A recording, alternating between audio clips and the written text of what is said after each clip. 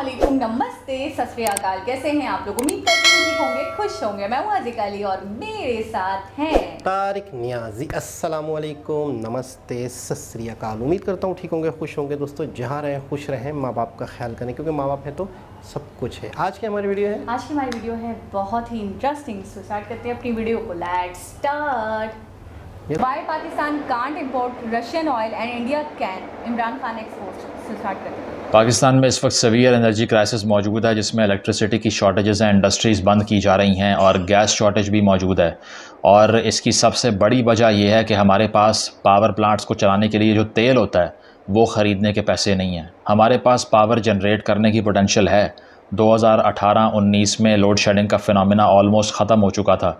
दोबारा से रीसरफेस इसलिए कर गया है कि तेल ख़रीदने के पैसे नहीं हैं। लेकिन इस सब के दरमियान में ऐसे नैरेटिव बेचने वाले लोग भी हैं जो कह रहे हैं कि ये सारा कुछ किसी और वजह से हो रहा है। और वो वजह क्या है, आप सुनिए, फिर बात करते हैं। तो हमने रूस के साथ 30% कम तेल लेने का मुआहदा किया था, वो इन्होंने ख़त्म किया। हमने रूस से जब 30% कम पे तेल की डील कर ली थी, तो रूस से 30% सस्ता तेल ख़रीदने का मुआहदा हुआ था। इस गवर्नमेंट ने आके उसको तोड़ दिया, इसीलिए एनर्जी क्राइसिस है। ये इमरान खान साहब का बयान है। 101% झूठ बोल रहे हैं। A complete lie. There is no evidence and no truth to this claim at all. उसकी वजह यह है कि इनका रशिया का विज़िट फरवरी का, जिसमें मैंने वीडियो भी बनाई है, आप देख सकते हैं, जिसमें ये जंग से एक रात पहले वहाँ पर नाजिल हुए और उन्होंने कहा कि कितना एक्साइटिंग टाइम है रशिया आने का। ठीक है, इतनी ज़बरदस्त टाइमलीनेस दिखाई इन्होंने। तो उसके बाद कोई मेमोरेंडम ऑफ अंडरस्टैंडिंग सामने नहीं आया, कोई MOU, कोई डॉक्यूमेंट साइन नहीं हुआ। ये लोग जो कि डिप्लोमेटिक केबल को एक ख़त बना के कंस्पिरेसी हैच करने का पूरा प्रोपेगेंडा पका के आपको बेच देते हैं। आपको लगता है कि इनके हाथ में MOU होता रशिया से साइन हुआ और ये प्रेस को ना देते। ये तो प्रोपेगेंडा बिल्डिंग में नाज़ीज़ को भी पीछे छोड़ गए हैं, जिस कदर इनकी एक्सपर्टीज़ है प्रोपेगेंडा को बेचने में। तो इनके हाथ में रशिया से 30% डिस्काउंट पे ऑयल लाने का मेमोरेंडम होता और ये प्रेस को ना दिखाते, ऐसा पॉसिबल ही नहीं है। Because they would have sold that limitlessly on the entire media landscape of Pakistan, अगर ऐसा कुछ होता तो। दूसरी बात, रशियन एम्बेसडर ने इस क्लेम को ट्रैश में फेंक दिया, ये कहकर कि कोई गंदम और सस्ता तेल ख़रीदने का मुआहदा कोट अनकोट पाकिस्तान से नहीं हुआ। उनकी स्टेटमेंट मौजूद है, प्रेस में आप जाके पढ़ सकते हैं। तीसरी बात यह है कि अगर 2015 में पाकिस्तान ने गैस पाइपलाइन का मंसूबा रशिया से साइन किया था, 7 साल में पाइपलाइन बिछ नहीं सकी वेस्टर्न प्रेशर के ऊपर। तो आपको लगता है कि 3 महीने पहले जो तेल का मुआहदा एकदम से खान साहब ने कर लिया, जिसका कोई डॉक्यूमेंट्री एविडेंस मौजूद नहीं है, उस पे इम्प्लीमेंटेशन शुरू हो गई थी? किसको बेवकूफ़ बनाते हैं आप? ये टाइम है क्राइसिस को सॉल्व करने का और आप सिर्फ़ और सिर्फ पावर पॉलिटिक्स कर रहे हैं। अब आपके जहन में ये सवाल आएगा कि खान साहब पे तनकीद क्यों हो रही है, ये वाली गवर्नमेंट क्यों रशिया से तेल नहीं ख़रीदती? तो उसकी वजूहात भी सुन लीजिए। पहली वजह यह है कि रशिया से तेल ख़रीदना इतना आसान नहीं है जितना आप सोच रहे हैं। उसकी वजह यह है कि हमारी लोकल जो ऑयल रिफ़ाइनरीज़ हैं वो ऑयल को इंपोर्ट करती हैं, गवर्नमेंट नहीं करती, पहली बात। और उन ऑयल रिफ़ाइनरीज़ की ये पोटेंशियल ही नहीं है कि वो रशियन ऑयल को प्रोसेस कर सके। उसके लिए उन रिफ़ाइनरीज़ को अपग्रेड करना पड़ेगा, जो अपग्रेड करने के गवर्नमेंट के पास पैसे नहीं हैं। तो रशियन तेल को प्रोसेस करने के लिए भी रिफ़ाइनरीज़ बेहतर चाहिए इससे, क्योंकि वो तेल की टाइप और है। टेक्निकलिटीज़ में नहीं पढ़ रहा, इसलिए नाम नहीं ले रहा उसका मैं। तो हमारी रिफ़ाइनरीज़ में ये पोटेंशियल नहीं है कि रशियन तेल को उसी तरह से हम जो है वो प्रोसेस कर लें, वो जिस तरह वो मिडल ईस्ट के तेल को करती हैं। नंबर 2, उस तेल को ख़रीदने के पैसे हमारे बैंक्स के पास कहाँ से आएंगे किसी को मालूम नहीं है। बैंकरप्ट होती स्टेट के पास पैसे कैसे आएंगे? सऊदी अरब से तो आप उधार पे और मुफ्त तेल ले रहे हैं, लेकिन रशियन तेल मुफ्त और उधार पे नहीं मिलेगा। उसके लिए रूबल में पे करना पड़ेगा, जो आपके पास है ही नहीं। इसका जवाब भी खान साहब के पास या किसी और उनके पैशनेट बिलीवर कल्ट वर्शिपर के पास नहीं है। तीसरी बात क्या है? तीसरी बात यह है कि हमारा टोटल जो इंपोर्ट बिल होता है ऑयल का, वो 25% ऑफ द टोटल इंपोर्ट होता है। यानी कि तकरीबन $20 बिलियन की इंपोर्ट ऑयल की एक्सपेक्ट की जा रही है इस साल के अंदर। और एक अंदाज़े के मुताबिक अगर हम 50% तेल भी रशिया से लें, यानी कि सऊदी अरब से और जगहों से हम तेल लेते हैं, लेकिन अगर 50% भी हम रशिया से मंगवाना शुरू कर दें 30% डिस्काउंट पे, तो पता है कितने पैसे बचते हैं? सिर्फ $3 बिलियन। तो हमें इस सारी एक्सरसाइज से क्या मिलेगा? $3 अरब का डिस्काउंट मिलेगा। और ये डिस्काउंट लेने के लिए हम रिस्क पे क्या डालेंगे वो किसी ने सोचा ही नहीं है। हमारा इस वक्त करंट अकाउंट डेफिसिट जो तिजारती खसारा है वो तकरीबन $17 अरब है, $17 बिलियन। और इस तिजारती खसारे को पूरा करने के लिए, बैरूनी खसारे को पूरा करने के लिए हम बाहर से लोन्स लेते हैं।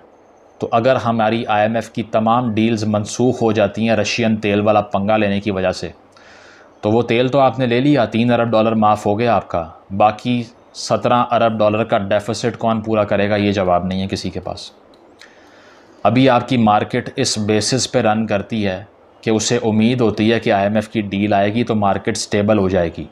लेकिन रशिया से तेल लेने के बाद IMF अपनी $6 बिलियन की डील को अगर ख़त्म कर देता है, आपको पैसे नहीं देता, तो मार्केट को इल्म हो जाएगा कि पैसे तो नहीं आ रहे, तो क्रैश के अलावा कोई ऑप्शन बचेगी ही नहीं। इसीलिए स्टैटिस्टिक्स ये कहते हैं कि रशिया से तेल लेने का मतलब है बैंकरप्ट होना और डिफ़ॉल्ट होना। उसकी वजह यह है कि अगर आप इतने छोटे से बेनिफिट के लिए, जिसको एग्जैजरेट करके यहाँ बताते हैं कि अगर रशिया से तेल ले लेंगे हमारे सारे एनर्जी क्राइसिस सॉल्व हो जाएंगे, हमारे सारे जो पैसे ज़ाया होते हैं वो बच जाएंगे सारे, वो कोई सोचता ही नहीं है कि उसका इम्प्लिकेशन क्या होगा। चौथी बात यह है कि सऊदी अरब से आप डेफर्ड पेमेंट पे या मुफ्त या उधार पे तेल ख़रीदते हैं। तो जब सऊदी अरेबिया ये देखेगा कि हमें तो $1 नहीं दिया लेकिन रशिया को पूरे पैसे दे के तेल ख़रीदा जा रहा है, तो आपको लगता है कि वो अपनी सप्लाईज जारी रखेंगे या वो पैसे डिमांड नहीं करेंगे या आपसे मनसूख नहीं करेंगे मुआहदे? ये इसी तरह है कि मैंने किसी को कर्ज़ा दिया है, जिसने मुझसे कर्ज़ लिया है मुझे वापस नहीं कर रहा और बाकी सबको ट्रीट दे रहा है, मैं देख रहा हूँ, और टाइम गुजर गया लोन वापस करने का, लेकिन वो पार्टीज कर रहा है, कह रहा है पैसे नहीं है मेरे पास, तो मैं क्या करूँगा? दोबारा कर्ज़ दूँगा उसको? तो ये चीज़ है कि इतना इलॉजिकल किस्म का क्लेम करते हैं, उस पर पूरा नैरेटिव बना के आवाम को कंज्यूम करवा देते हैं और लोग कहना शुरू कर देते हैं कि इनकी गवर्नमेंट को निकाला ही इसलिए है कि रशिया से मुआहदे कर रहे थे। ना मुआहदा एग्जिस्ट करता है, ना तेल लेना प्रैक्टिकल है, ना तेल लेने की पोटेंशियल आपके पास मौजूद है, और ना आप उसके लिए इतने बड़े सेक्रीफाइस कर सकते हैं। सबसे बड़ा पॉइंट मैं मिस कर गया। वो पॉइंट क्या है? वो पॉइंट ये है कि हमारा 60% जो एक्सपोर्ट रेवेन्यू है, यानी कि 60% जो हमारी बरामदात हैं, जो हम चीज़ें लोगों को बेचते हैं, वो कहाँ बेचते हैं? यूरोप में। GSP+ status, generalise scheme of preferences, जो हमें टैक्स छूट की बेसिस पे यूरोपीय यूनियन ने दी हुई है, उसका फ़ायदा उठाते हुए 60% हमारी बरामदात यूरोप को जाती हैं। तो अगर हम रूस से तेल लेंगे तो अब बहुत आसान है कि हमारा GSP मनसूख कर दिया जाएगा। बेशक यूरोप ख़ुद तेल ले रहा है, बेशक वो सारे ख़ुद कर रहे हैं, लेकिन जो कमज़ोर होता है उसको सहना पड़ता है। लॉ का इतलाक़ उसके ऊपर होता है। ये मैकियावेलियन प्रिंसिपल है इंटरनेशनल पॉलिटिक्स का, जो आप लोग नहीं समझते। आप लोग कहते हैं कि क्यों ऐसा क्यों कर रहे हैं, वो उसको क्यों नहीं रोकते, हमें क्यों रोक रहे हैं? तो भाई ताकत नहीं है तुम्हारे पास, इसलिए रोकते हैं आपको। तो अगर GSP कैंसिल हो तो आपका 60% एक्सपोर्ट ख़त्म हो जाएगा। तो रशिया के $3 बिलियन के तेल के लिए आप इतना कुछ रिस्क पर डालने की बात कर रहे हैं और लोग तालियां बजा रहे हैं। क्या बात है मेरे पाकिस्तानियों। इन्होंने किया ये कि अपनी हुकूमत के जाने के 3 दिन पहले रशिया को लेटर लिखा और बाद में हमाद अज़हर साहब ने वो लेटर दिखाया कि देखिए हमने तो रशिया को कहा था कि हमें तेल दे दें। तो उसका जवाब ये है कि उसका जवाब आया ही नहीं। रशिया ने उस लेटर का जवाब ही नहीं दिया। और बाद में नून लीग की हुकूमत जो अभी आई हुई है, इन्होंने पूछा कि इसका कोई रिस्पांस आपने दिया है, तो उन्होंने कहा पहले 2015 वाला गैस के मुआहदे पे बात कर लें, फिर ये तेल ख़रीदने की बातें करना हमसे। अब इस सारी बातों का जवाब ये है कि अगर हिंदुस्तान तेल ले सकता है तो आप तेल क्यों नहीं ख़रीदते? हमें क्या है फिर? खान साहब ने भी कोट अनकोट यही कहा है कि अगर इंडिया तेल ख़रीद रहा है तो हम क्यों नहीं ख़रीदते। तो भाई फ़ॉरेन पॉलिसी की हिस्ट्री पढ़ लो, थोड़ी सी कोई किताब खोल के पढ़ लो। बात यह है कि हिंदुस्तान की और रशिया की एक तवील लॉन्ग स्टैंडिंग पार्टनरशिप है फ़ॉरेन फ्रंट के ऊपर, जिसका आपने इदराक ही नहीं किया। और आप तो हमेशा से वेस्टर्न कैंप में रहे। 1948 में, एज़ अर्ली एज़ 1948 पहली वीट की जो शिपमेंट थी, गंदम पूरे जहाज़ में भर के अमेरिका से कराची के साहिल पे आ चुकी थी। 1948 में आपने अमेरिका से एड लेना शुरू कर दी थी। और आप ये पूछते हैं कि अचानक हमें प्रो रशिया होने क्यों नहीं दिया गया। प्रो रशिया होते कैसे आप? प्रिटेक्स्ट क्या था आपके पास? आपने तो रशिया की सर्वेलेंस के लिए यहाँ से तैयारे उड़वाए थे कोल्ड वॉर के पीरियड के अंदर। अगर हम हिंदुस्तान की बात करें तो उनकी इतनी ज़्यादा इंगेजमेंट क्यों है रशिया के साथ?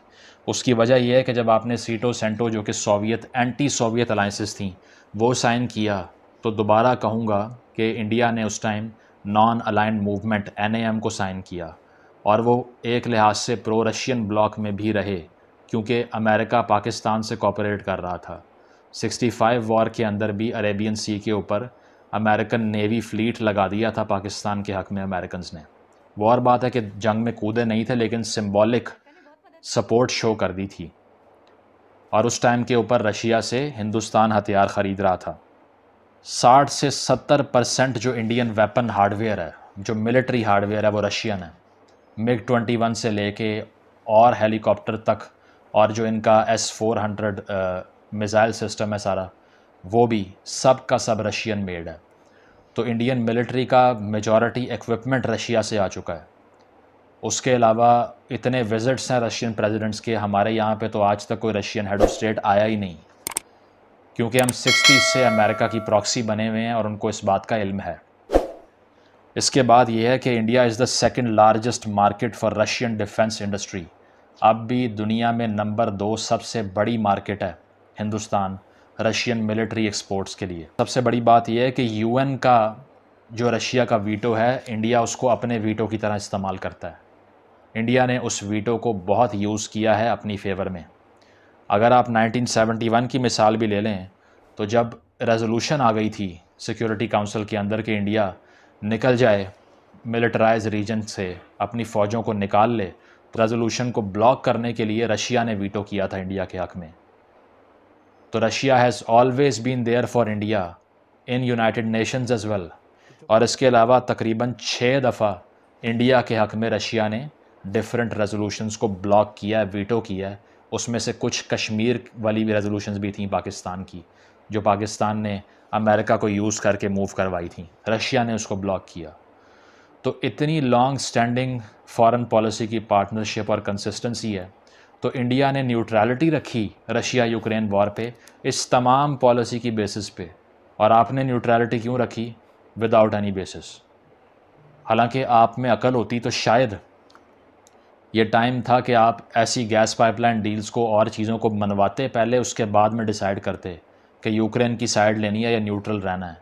लेकिन आपने आइडियलिस्टिक होके एक मूव खेल दी कि हम किसी का साथ नहीं दे रहे, ना किसी को कंडेम कर रहे हैं, ना किसी के साथ हैं। लिया क्या? कुछ भी नहीं। ओ भाई, इंडिया ने अगर न्यूट्रलिटी क्लेम किया तो ये सब लिया है जो मैंने गिनवाया है। तो आइडियलिस्टिक फॉरेन पॉलिसी हमेशा सुसाइडल होती है, फिर यही बात करेंगे हम, लेकिन समझ किसी को नहीं आनी। उसकी वजह यह है कि ऑयल वाला नैरेटिव चल पड़ा है अब, कि चूँकि मैं रशिया से मुआहदे कर रहा था इसलिए मुझे निकाल बाहर किया और अमेरिका के ग़ुलामों को ले आए। तो बात यह है कि ये टाइम क्राइसिस के सॉल्व करने का है, जब हमें इस तरह की पावर पॉलिटिक्स की डिलूजन में डाल के मज़ीद बेवकूफ़ बनाया जा रहा है। तो आखिर में यही कि इमरान खान साहब आजकल जो सारी तनकीद कर रहे हैं महंगाई के ऊपर, और शहबाज शरीफ साहब जो सारा काम कर रहे हैं IMF की डील को सिक्योर करने का, ये इतना लॉफेबल है कि खान साहब अपनी ही 2019 में IMF से की गई डील के जो इम्प्लिकेशंस हैं ना, जो असरात हैं, क्योंकि महंगाई उसके अंदर आपने लिख के दी थी IMF को कि पेट्रोलियम सब्सिडी को रिवोक करेंगे और टैक्सेस लगाएंगे और सैलरी क्लास को टैक्स करेंगे। वो सारा कुछ आपका मुआहदा था। आज आप उस पर बैठ के तनकीद कर रहे हैं कि इन्होंने कर दिया। ठीक है, FATF की ग्रे लिस्ट से निकलने की बात होती है तो वो आप कहते हैं कि वो मेरी वजह से हुई है, क्योंकि 2 महीने हुए हैं इस गवर्नमेंट को आए हुए, ये तो कुछ नहीं कर सकती उसके लिए, तो हमने किया है वो। लेकिन जब महंगाई की बात होती है तब आप कहते हैं कि हमने कुछ नहीं किया, ये 2 महीने वाली हुकूमत ने किया। दूसरी बात, शहबाज शरीफ साहब दिन रात मेहनत किस चीज़ के लिए कर रहे हैं कि खान साहब ने जो 2019 में IMF की डील की थी, किसी तरह या अल्लाह वो पूरी हो जाए। ये डिफरेंस है इन पार्टीज़ की इकनॉमिक पॉलिसी में। इन दोनों पार्टीज़ में या किसी भी पार्टी के इकनॉमिक एजेंडा में 1% भी फ़र्क नहीं है, 19-20 का भी नहीं है। तो आप और मैं जिस मर्ज़ी पार्टी को वोट दे दें, वो बातें बड़ी बड़ी मुख्तलिफ कर लेंगे। कोई इस्लाम बेचता है, कोई नेशनलिज्म बेचता है, कोई ट्रेडिशन बेचता है, कल्चर बेचता है, लेकिन बड़ा फ़र्क नहीं आ सकता, क्योंकि पॉलिटिकल डिसीजन मेकिंग के स्टेक्स ही ख़त्म हो चुके हैं। आप और मैं जिसको मर्ज़ी वोट दें, बड़े फ़ैसले करने वाले सियासतदान अब आ ही नहीं सकते। उसकी वजह के बड़े फ़ैसले उनके हाथों से निकल के IMF के पास चले गए हैं, FATF के पास चले गए हैं और इंटरनेशनल ऑर्गेनाइजेशंस के हाथों में चले गए हैं, क्योंकि आपने हमेशा से यही पावर पॉलिटिक्स की और होश नहीं रही आपको कि हो क्या रहा है। तो इसका हल एंड पे ये है कि ये इस्टेब्लिशमेंट की मनूवरिंग, इस्टेब्लिशमेंट की पसंद और नापसंद की बेसिस पे हुकूमतों का आना जाना, इसने मुल्क को बर्बाद कर दिया। इसने नहीं देखा कि इसके इम्प्लिकेशंस क्या होंगे जब एक हुकूमत जाती है, किस कदर मार्केट्स क्रैश करती हैं। खान साहब से जितना मर्ज़ी इख्तलाफ, लेकिन उनकी हुकूमत जाने के इस तरह से हम हक में नहीं थे। अगर रेजोल्यूशन आ गई है पार्लियामेंट में, ठीक है, होनी चाहिए क्योंकि वो कॉन्स्टिट्यूशनल वे है, लेकिन वोट ऑफ नो कॉन्फिडेंस से कोई फ़र्क नहीं पड़ा। डिस्ट्रक्शन वहाँ की वहाँ ही है, बेशक उससे बढ़ गई है शायद, और उनको भी एक फेस सेविंग मिल गई है कि हमने जो किया था वो इतना बुरा नहीं था जितना अब हो रहा है। तो करना ये पड़ेगा कि इस्टेब्लिशमेंट को सोचना पड़ेगा कि आप जिस मुल्क से खेल रहे हैं, अगर वो मुल्क ही ना रहा तो फिर क्या करेंगे आप, फिर किससे खेलेंगे, फिर किस वज़ीर आज़म को बदलेंगे। और दूसरा ये कि जो नॉन कॉम्बैट डिफेंस बजट है, ये टाइम है कि उसको कट करने की बात की जाए, क्योंकि बैंकरप्ट कौमें जिनके पास खाने को रोटी नहीं है, वो नॉन कॉम्बैट हथियार ख़रीदने की जो मूवमेंट्स होती हैं और चीज़ें होती हैं उस पर मज़ीद स्पेंड नहीं कर सकती। और सबसे बड़ी बात यह है कि हमें कंटिन्यूटी चाहिए, दोबारा से कहूँगा, इकनॉमिक पॉलिसीज़ की, और इस तरह की गिमिक्री कि रशियन ऑयल से हमने बच जाना था, इस पे गिवन मत कीजिए, प्रैक्टिकल होकर सोचिए और आइडियलिस्टिक फॉरेन पॉलिसी को बाहर निकालिए, रियलिस्टिक अप्रोच लीजिए, फिर शायद कोई चेंज आ जाए। Otherwise we are running very fast towards a complete default in a way that Sri Lanka endured few months ago. Thank you. जी जनाब।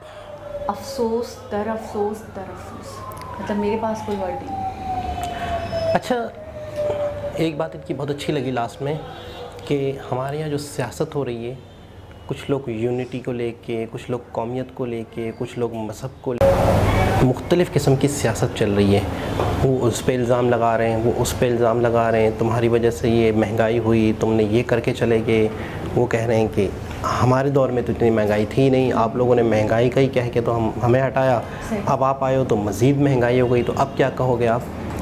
तो अच्छा, मैं सबसे पहले बात यहाँ से स्टार्ट करना चाहती हूँ कि ठीक है, वीडियो देख ली, सारी बातें बहुत अफसोसनाक थी और हकीकत से बहुत करीब थी, लेकिन सारी की सारी बातें बिल्कुल सच है। मतलब कुछ चीज़ें तो चलिए ठीक है, मैं रिलेट कर रही हूँ, क्रूड ऑयल वाली बात मुझे पता है, बिजली वाली बात मुझे पता है, और इस तरीके से उनके जलसे होते हैं, इल्ज़ाम लगाते हैं, वो भी मुझे पता है, लेकिन अंदर की डिटेल और डीपनेस यही रही थी कि हम नहीं ले सकते थे वाकई। देखिए, सबसे पहली चीज़ तो ये है कि अगर एक शख्स इतनी बड़ी बात कर रहे हैं तो ज़ाहिर सी बात है रिसर्च के साथ कर रहे होंगे कि हमारे यहाँ पर रिफाइनरीज जो हैं वो रशियन ऑयल को रिफाइन नहीं कर सकती, ठीक है ना। और यहाँ की जो बड़ी बड़ी कंपनीज़ हैं, शेल है, PSO हैं, वो मंगवाती हैं टैंकर के टैंकर पूरी, यानी गवर्नमेंट नहीं करवाती। ठीक है, गवर्नमेंट अलाउ करते हैं कि हाँ ठीक है आप लो या ना लो। हमारे मुल्क को इजाज़त ही ना हो किसी देश, किसी और कंट्री से कुछ मंगवाने की, तो वो नहीं मंगवा सकते। गैस पाइपलाइन के हवाले एक बहुत पुराना मुद्दा है ये, लेकिन अभी तक वहीं का वही है। नहीं, मुझे नहीं पता था, मुझे अभी नॉलेज में आया। आई थिंक मैंने सुना होगा रफली, लेकिन मुझे याद नहीं रहा होगा। लेकिन मैं थोड़ा सा उस पर बात करना चाहूँगी। मैं उस पर बात ये करना चाहूँगी कि जब 2015 में आपने कोई मुआहदा करा था उनके साथ पाइपलाइन को लेकर, और वो अभी हम 2022 में बैठे हुए हैं, अब वो कंप्लीट नहीं हुआ। मैंने किसी से उधार लिया था या मैंने किसी से कुछ प्रॉमिस किया था और वो मैं पूरा नहीं कर पाई, तो मैं जाके उससे दूसरा प्रॉमिस कर सकती हूँ या जाके उससे दूसरी चीज़ उधार ले सकती हूँ। जाहिर सी बात है कि अगला बंदा मेरा तो मुँह ही नहीं है। दूसरी बात ये है, कोई भी मुआहदे होते हैं, हमने इंडिया के हवाले से भी बड़ी वीडियोस देखी हैं, तो सबसे पहले वो MOU साइन हो रहा होता है, MOU साइन हो रहा होता है। तो कोई MOU नहीं दिखा हमें, कोई ऑफिशियल पेपर्स नहीं दिखे हमें कि जी हाँ रशिया को ऑयल दे रहा था। और इस मौजूदा हुकूमत ने आकर, मुझे शहबाज शरीफ से कोई मतलब दिली लगाव नहीं है कि मैं उनका साइड लूँ, लेकिन मैं बस एक जेन्युइन बात कर रही हूँ जो मुझे वीडियो से समझ में आई कि उन्होंने आके रोक दिया। और प्रोजेक्ट्स होता है, मौजूदा हुकूमत बंद करवा देती है, पिछले माजी में जो प्रोजेक्ट्स वगैरह हुकूमतें साइन करके गई होती हैं, लेकिन ऐसा कोई प्रोजेक्ट मैंने नहीं सुना कि इनकी तरफ से बंद करवाया गया, ख़त्म करवाया गया, मनसूख करा गया, और हमारी जो प्रीवियस गवर्नमेंट थी वो करके गई थी। दूसरी बात मैं ये कहना चाहूँगी कि एक बात है कि मुझे 2 लोगों की अवेलेबिलिटी है और मैं किसी एक को दोस्त बना लेती हूँ, ठीक है, अवेलेबल दोनों थे, लेकिन मैंने 1948 से यानी कि अपने पैदा होने के 1 साल के बाद से एक बंदे से दोस्ती कर ली। एक यूरोप था और दूसरा रशिया था। अब मैं उसके साथ अपनी दोस्ती को लेकर चली हूँ। उसने मेरा जो भी कह लें, जिस तरीके से भी अपना एडवांटेज ही रखते हुए मेरा साथ दे दिया, देखिए अपने मफाद के साथ साथ मेरा साथ दे दिया। मुझे बचाने की कोशिश की, इमदाद मुझे वहाँ से मिलती है, सारा एक्सपोर्ट मेरा वहीं होता है। 60% एक्सपोर्ट बहुत बड़ा एक्सपोर्ट है मेरे हिसाब से। तो अगर ये बंद हो जाए तो हम तो सब रोड पे आ जाएंगे। तो उसके बाद मुझे ऐसा कोई ख्याल नहीं आ सकता मेरे हिसाब से, मैं सोचूंगी भी नहीं, मैं ख्वाब में भी नहीं सोचूंगी कि मैं जाऊं उस इंसान के पास जिसे मैंने एक वक्त में रिजेक्ट कर दिया, या जिसके साथ मेरे टर्म्स इतने अच्छे नहीं रहे, या फिर वो इंसान एक ऐसे कंट्री के साथ खड़ा था जिसके कंट्री से मेरे इख्तिलाफात थे। हम तो यही कहते हैं इंडिया से हमारे इख्तिलाफात हैं, हमारी नहीं बनती, ये है वो है, जितनी भी बातें हैं सारी उन बातों को मद्देनज़र रख कर कह रही हूँ, क्योंकि वो उसका जिगरी दोस्त है। तो वैसे ही मेरा मुँह नहीं होगा कि मैं उससे साथ लूँ या मैं उससे मदद मांगूँ। मैं अपने ही दोस्त से, अपने ही मित्र से मदद मांगूंगी जिस हद तक भी वो कर सके। अच्छा, IMF के हवाले से, वर्ल्ड बैंक के हवाले से हमने कई वीडियोस देखी, UAE के हवाले से हमने कई वीडियोस देखी कि हमारी जब भी हमारी इकोनॉमी डूब रही होती है, IMF हमारी मदद करता है, कड़ी शर्तें रखता है क्या नहीं है, वो सारी बातें अभी दीगर। अभी हम बात करते हैं मैन बात जो है, हमारी मदद करता है, हमारी चीज़ों को लेकर चलता है, GSP हमें दिया हुआ है जिसकी वजह से हम एक्सपोर्ट कर पाते हैं। तो हम एक ऐसे इंसान से कैसे पंगा ले सकते हैं जिससे हम टोटली गैर महसूस तरीके से, हमें पता नहीं चला इतने सालों में, लेकिन 1948 से लेकर अब तक हम टोटली उस पर निर्भर हो गए। अब आप चाहते हो कि आप उससे जान छुड़ाओ, गुलामी का नारा लगाकर कि जी हम गुलाम नहीं, क्या हम गुलाम हैं जो आपकी सुन लें, ये नारे लगाओ, और उससे जान छुड़ाकर आप उस इंसान से चाहो कि वो मदद कर दे आपकी अभी सिचुएशन में। तो ये कहाँ की अक्लमंदी है? मुझे बस इतनी सी बात बताया। देखिए, मुझे ये चीज़ें क्लियर नहीं हो रही। मतलब दिमाग तो होता है ना इंसान के पास, सोचता है इंसान, फितरतन उसको ख्याल आता है कि मैं ऐसे कैसे कर सकता हूँ। देखिए, मेन चीज़ तो ये है कि ब्लॉक्स थे पूरी दुनिया में शुरू से, स्टार्टिंग से। पाकिस्तान जब बना तो पहले ही अमेरिकन ब्लॉक में चला गया, ठीक है, और हमने हर अमेरिका की वो वाली बात मानी जो माननी थी या नहीं माननी थी, ठीक है। तो आपको सारे बेनिफिट्स यहाँ से देखने थे। अच्छा, दूसरा बेनिफिट इन्होंने कहा रशिया वाला। अब रशिया का और वॉर जो चल रही थी उसमें हम न्यूट्रल रहे, पाकिस्तान न्यूट्रल रहा, इंडिया न्यूट्रल रहा। इंडिया क्यों न्यूट्रल रहा उन्होंने बड़ी खूबसूरती से बताया, बेशुमार फ़वाइद के बाद। बेशुमार, ठीक है, क्योंकि शुरू से उन्होंने साथ दिया था रशिया ने हर वक्त में, ठीक है। उन्होंने 3 वर्ड यूज़ करे, पार्टनरशिप है उनके साथ, लॉन्ग टर्म रिलेशनशिप रहा है उनके साथ, उनका दोस्त है। हमने मित्र का वर्ड कितनी बार रशिया को लेकर यूज़ करते हुए देखा है हमने वीडियो में। तीसरी बात, उनका मिलिट्री सेकंड पार्टनर है उनका, कि वो जो मिलिट्री की जो भी चीज़ें होती हैं वो एक्सपोर्ट करवाता है इंडिया। दूसरी चीज़ ये है कि अब वहाँ पे आप न्यूट्रल रहे, और न्यूट्रल अगर इंडिया रहता है तो इंडिया की कंडीशन कुछ और है, पाकिस्तान न्यूट्रल रहता है तो पाकिस्तान अगर ज़िंदगी भर अमेरिका के टुकड़ों पर पला, दूसरे मायनों में IMF की लोन पर पला, वो अगर कहता है कि नहीं मैं न्यूट्रल हूँ, तो उससे कितना सबक सिखाया जाएगा। आज वो सबक सिखाया जा रहा है, ठीक है ना। आपने एक ब्लॉक का अगर हिस्सा बन गए थे तो आप उस ब्लॉक का हिस्सा बनते हुए अपने आप को तो मजबूत करते, आप अपने मुल्क को तो अपने पैरों पे खड़ा करते। आपको जितना भी लोन मिला, आपने इमदाद ली, कम से कम ये सोचते कि यार आने वाली नस्लों को तो बेहतर करके जाए, खा गए उड़ा गए। मतलब एक इंसान ने, मैं ये सोचता हूँ, कितने अरसे ज़िंदा रहना है, कितने अरसे ज़िंदगी गुजारनी है, आने वाली नस्लों के लिए खूबसूरत मुल्क दे जाते, एक खूबसूरत वतन दे जाते।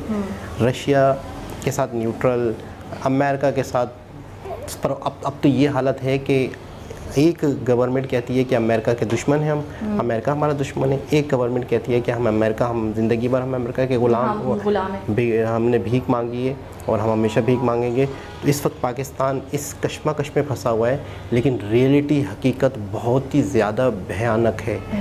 वो जो शहबाज शरीफ का जो जुमला है वो बेशक ऐसा जुमला है कि जिसने आवाम को झंझोड़ के रख दिया है, बेगर्स कांट भी बेशक आवाम को झंझोड़ दिया है।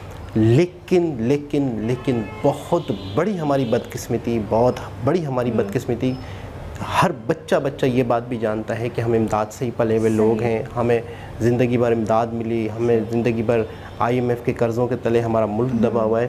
तो वो वाली बात उस वहाँ से रिलेट करती है। हम गुलाम हैं? हम कोई गुलाम नहीं है, हम उनकी क्यों सुने, हम उनकी क्यों माने? भाई साहब, ये आपको जुमले जो है ना 1948 में कहने थे, जब वो वीट का उन्होंने आपको इमदाद दी थी, तभी आप कहते कि जी नहीं, हमें नहीं चाहिए आपसे, हम आपके ब्लॉक में नहीं आएंगे या हम आपके ज़ेर असर नहीं आएंगे, और एक न्यूट्रल कंट्री रह के तरक्की करते।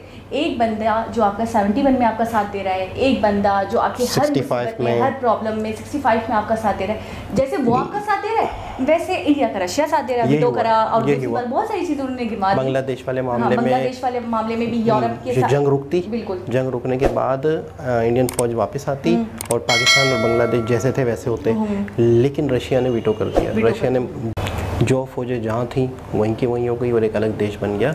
तो उन्होंने आज अगर न्यूट्रल रहे इंडिया तो उन्होंने बहुत कुछ हासिल किया, और आपने अपनी तबाही को एक तरीके से दावत दी। और हमारी आज जब से पाकिस्तान बना, हमारी सबसे बड़ी बदकिस्मती ये रही है कि 5 साल किसी गवर्नमेंट में नहीं गुजारे। और दूसरी बात ये, किसी ने तख्ता उलट दिया या फ़ौज ने उनका तख्ता उलट दिया या कई साल फ़ौज ने गवर्नमेंट की, किसी भी सियासतदान को, किसी भी पार्टी को वक्त गुजार के उन्हें कुछ करने का मौका भी नहीं मिला। और दूसरी चीज़ ये है कि मतलब मेन चीज़ ये, मैं दूसरी चीज़ क्या कहूँगा, मेन चीज़ ये है कि किसी पार्टी को जितना भी मौका दिया गया उसने उस दफ़ा में भी कुछ नहीं किया जितना भी मौका मिला। पावर पॉलिटिक्स के हवाले से थोड़ा सा बात करूंगी कि वाकई अभी जो सिचुएशन है ना हमारी रियासत की, ये कहूँगी सबसे पहले तो इसको स्टेबिलिटी की तरफ आना है। बिल्कुल ऐसा ही। चीज़ें हम बाद में देख लेंगे, सोच लेंगे, कर लेंगे, लड़ लेंगे, मर लेंगे, लेकिन अभी तो कम से कम कंट्री है तो आप करोगे ना पॉलिटिक्स। कंट्री ही नहीं रहेगा, तबाह बर्बाद हो जाएगा, अल्लाह ना करे,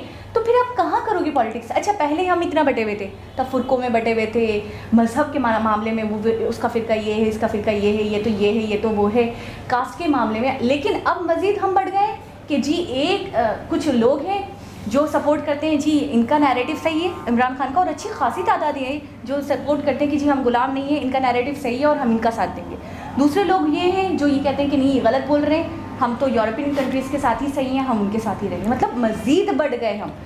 इस वक्त के जो हालात हैं उसके हिसाब से एक बहुत ही इन्फॉर्मेटिव वीडियो है कि जो पाकिस्तान में इस वक्त करंट सिचुएशन चल रही है, और ये वीडियो मैं कहता हूँ हकीकत खोल के रख देना। अच्छा, इसमें इन्होंने एक बात और कही, उन्होंने कहा शहबाज शरीफ जो हैं वो कुछ कर रहे हैं या फिर पहले की जो हुकूमतें करके गई हैं उसके बाद हमें अब भरपाई करनी पड़ रही है। मैं सिर्फ एक क्वेश्चन करना चाहूँगी इनसे भी, पहले की हुकूमतों में भी कौन था सत्ता में, कौन था पावर? यही लोग थे। मतलब दो ही नहीं, मैं ये कहूँगी कोई 10-12 प्राइम मिनिस्टर ऐसे नहीं थे डिफरेंट टाइप के, दो ही खानदान ज़्यादातर चल रहे हैं। इन्हीं से आप पूछें, इन्हीं से आप खबर लें कि इन्होंने क्या किया। जब ब्लॉक में ये गए थे तब इनको सोचना चाहिए था ना। तो मैं कहता हूँ 2 ही ख़ानदान ज़्यादातर रहे हैं और बदकिस्मती से पूरे 5 साल भी पूरे नहीं किए, और जितना अर्सा गुजारा उसमें भी कुछ भी कारकर्दगी नहीं दिखाई। जो लोन मिला, खा पी गए, कहाँ गए, सबको पता है इन चीज़ों का। तो एक बहुत ही करंट सिचुएशन के ऊपर पाकिस्तान के हवाले से करंट सूरत हाल जो है, जो कशमकश चल रही है, हर पाकिस्तानी इसी टॉपिक पे बात करता है। एक बेहतरीन और आंखें खोल के रख देने वाली वीडियो। दोबारा किसी और वीडियो के साथ आपसे मुलाकात होगी, जब तक के लिए अल्लाह हाफ़िज़।